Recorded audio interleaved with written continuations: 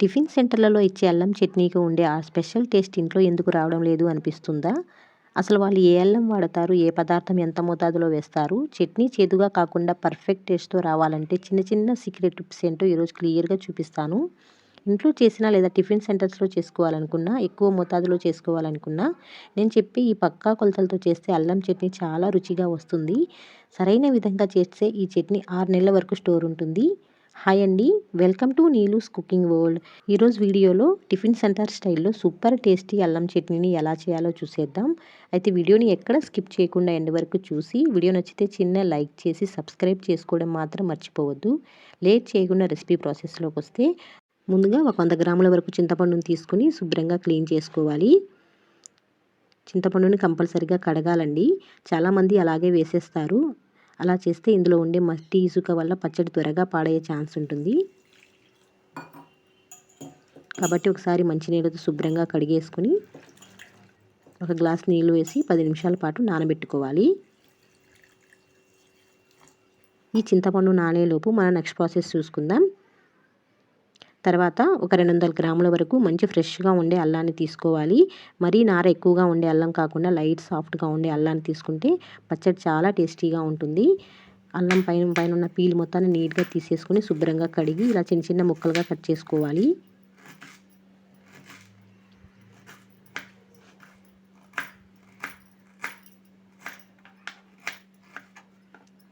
మనం మిక్సీలో వేసుకుంటాం కాబట్టి చిన్న చిన్న పీసెస్లా కట్ చేసుకుంటే తొందరగా మెదుగుతుంది. ఇప్పుడు ఈ అల్లాన్ని ఫ్యాన్ గాలికి లేదంటే ఎండలో ఒక 10 నిమిషాల పాటు ఆరబెట్టుకోవాలి. ఇప్పుడు దీన్ని పక్కన పెట్టేసుకుందాం. ఇప్పుడు స్టవ్ పై ప్యాన్ పెట్టుకుని ఒక 2 టేబుల్ స్పూన్స్ వరకు ఆయిల్ వేసుకొని, ఆయిల్ కొద్దిగా హీట్ అయిన తర్వాత ఒక స్పూన్ వరకు మెంతులు వేసుకోవాలి. మెంతుల్ని లో ఫ్లేమ్లో పెట్టుకుని నిదానంగా వేయించుకోవాలి. తర్వాత ఇందులోకి ఒక 3 టేబుల్ స్పూన్స్ వరకు మినపగుండ్లు వేసుకోవాలి. మీ దగ్గర మినపప్పు ఉన్నా వేసుకోవచ్చు. దీన్ని కూడా చక్కగా కలుపుకుంటూ వేయించుకోవాలి.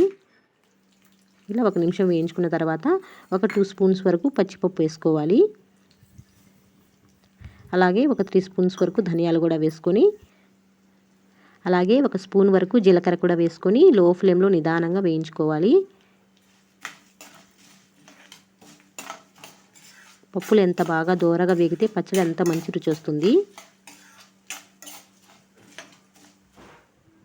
చూస్తున్నారు కదా, ఇలా కొద్దిగా కలర్ చేంజ్ అయింది కదా, ఇలా మధ్య మధ్యలో కలుపుకుంటూ వేయించుకోవాలి, లేదంటే మాడిపోతాయి. ఇలా ఒక 5 నిమిషాల పాటు లో ఫ్లేమ్లో వేయించుకున్న తర్వాత మనం కట్ చేసి పెట్టుకున్న అల్లం ముక్కలు కూడా వేసుకోవాలి. ఈ అల్లం ముక్కలు కూడా పచ్చివాసన పూర్తిగా పోయేంత వరకు కలుపుకుంటూ వేయించుకోవాలి.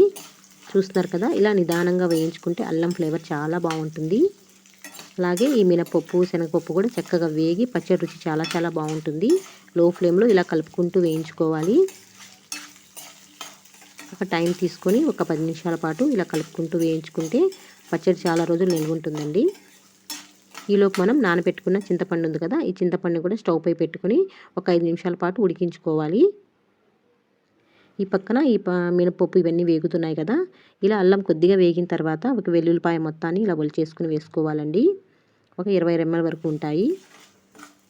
ఇది కూడా మరో నిమిషం పాటు చక్కగా వేగించుకున్న తర్వాత స్టవ్ ఆఫ్ చేసుకోవాలి.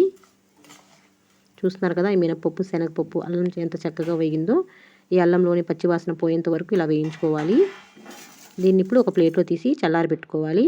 ఇప్పుడు అదే ప్యాన్లో మరొక టేబుల్ స్పూన్ వరకు ఆయిల్ వేసుకొని ఒక 100 గ్రాముల వరకు ఎండుమిర్చిని వేసుకోవాలండి. ఎండుమిర్చిని కూడా లో ఫ్లేమ్లో పెట్టుకొని ఇలా కలుపుకుంటూ వేయించుకోవాలండి, లేదంటే ఎండుమిర్చి తొందరగా మాడిపోతాయి. ఇప్పుడు ఇందులోకి ఫ్రెష్గా ఉండే ఒక 2 రెమ్మల కరివేపాకును తీసుకొని, కరివేపాకు కూడా పచ్చివాసన పోయేలా ఇలా కలుపుకుంటూ వేయించేసుకోవాలి. ఇక్కడ ఒక చిన్న టిప్ ఏంటంటే, చాలామంది ఎండుమిర్చికి బదులుగా కారం వేసి చేస్తూ ఉంటారండి. కానీ ఇలా ఎండుమిర్చితో వేయించుకుని చేస్తేనే అల్లం పచ్చడికి అసలైన టిఫిన్ సెంటర్ స్టైల్ రుచి వస్తుందండి. చాలా బాగుంటుంది. చూస్తున్నారు కదా, ఎండుమిర్చి కూడా ఇలా కొద్దిగా వేగిన తర్వాత దీన్ని కూడా స్టవ్ ఆఫ్ చేసుకొని మనం మినపప్పు ఇవన్నీ వేయించుకున్నాం కదా, అదే ప్లేట్లో వేసి చల్లారబెట్టుకోవాలి. ఇవన్నీ పూర్తిగా చల్లారేంత వరకు పక్కన పెట్టేసుకోవాలండి. ఈలోపు చింతపండు కూడా ఇలా ఉడుకుతూ ఉంటుంది కదా, ఒక 5 నిమిషాల పాటు ఇలా ఉడికించేసుకొని దీన్ని కూడా స్టవ్ ఆఫ్ చేసుకొని చల్లారబెట్టుకోవాలి. ఈలోపు ఎండుమిర్చి, ధనియాలు, జీలకర్ర, మెంతులు ఇవన్నీ పూర్తిగా చల్లారుంటాయి కదా, దీన్ని ఒక మిక్సీ జార్లోకి వేసుకోవాలి.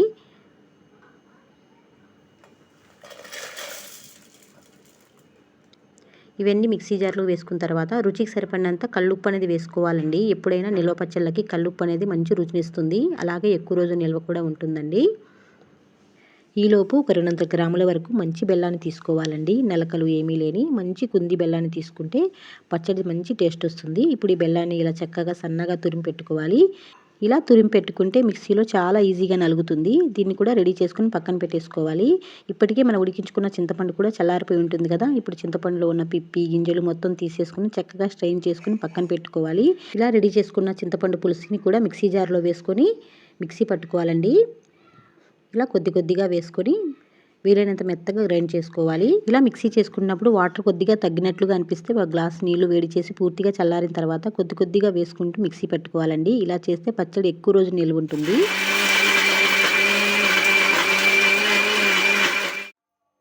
చూడండి, పచ్చడి అనేది ఈ విధంగా ఇలా మెదిగిన తర్వాత ఇప్పుడు మనం ముందుగానే తురిమి పెట్టుకున్న బెల్లం ఉంది కదా, ఈ బెల్లాన్ని కూడా వేసుకొని మరోసారి మిక్సీ పట్టుకోవాలి. ఇక్కడ ఒక చిన్న టిప్ చెప్పాలండి, బెల్లం ముందుగానే వేసేయకూడదు. బెల్లంలో ఉండే జిగురు వల్ల పప్పులు సరిగ్గా నలగవండి. అందుకనే చివరిలో వేసుకొని మిక్సీ పట్టుకోవాలి. చూడండి, ఇలా మెత్తగా గ్రైండ్ చేసుకోవాలి.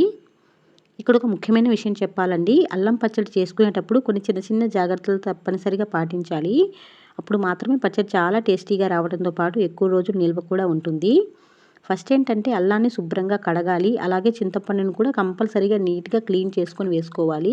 లేకపోతే పచ్చడి త్వరగా పాడయ్యే ఛాన్స్ ఉంటుంది. ఇంకొక విషయం ఏంటంటే పప్పులని ముఖ్యంగా శనగపప్పు, మినపప్పు దోరగా వేయించుకోవాలండి. సరిగ్గా వేయకపోతే పచ్చడి అనేది ఫ్రిడ్జ్లో పెట్టుకున్నా బయట పెట్టుకున్నా కూడా ఎక్కువ రోజు నిల్వ ఉండదు. అలాగే మెంతులను కూడా చాలామంది చేదుగా ఉంటాయని చెప్పి వేసుకోరండి. కానీ మెంతులు వేసుకుంటేనే అల్లం పచ్చడి అసలైన ఫ్లేవరు, టేస్ట్ వస్తుంది. కాకపోతే మెంతుల్ని హై ఫ్లేమ్లో కాకుండా లో ఫ్లేమ్లో నిదానంగా వేయించుకోవాలి. అప్పుడు చేదు రాకుండా మంచి ఫ్లేవర్ వస్తుంది. అలాగే అల్లాన్ని కూడా పచ్చివాసన పోయేంత వరకు నిదానంగా వేయించుకోవాలి. ఇలాంటి చిన్న చిన్న టిప్స్ ఫాలో అయితే మన అల్లం పచ్చడి అనేది చాలా కమ్మగా ఉంటుందండి. ఈ పచ్చడికి సపరేట్గా తాలింపు ఏం అవసరం ఉండదండి. మనం ఆయిల్లో అన్ని దూరగా వేయించుకున్నాం కాబట్టి ఇలానే బాగుంటుంది. తాలింపు అనేది వేసుకుంటే దీని ఒరిజినల్ ఫ్లేవర్ అనేది పోతుందండి. మనం తినేటప్పుడు ఈ పచ్చడిలో కొద్దిగా వాటర్ అనేది యాడ్ చేసుకొని పల్చగా చేసుకొని ఇడ్లీ, దోశ, పెసరట్టు, చిట్టి పునుగులు ఇలా ఏ టిఫిన్స్లో తిన్నా చాలా చాలా బాగుంటుంది. ముఖ్యంగా పెసరట్లు ఇలాంటి ఇడ్లీలోకి అయితే అద్దరిపోతుందండి. చూడండి, ఇడ్లీ ఎంత సాఫ్ట్గా ఉందో, నోట్లో పెట్టుకుంటే ఇలా కరిగిపోయేలా ఉంది కదా. ఇడ్లీ రెసిపీ ఆల్రెడీ మన ఛానల్లో ఉందండి, వీలైతే ఒకసారి చూడండి.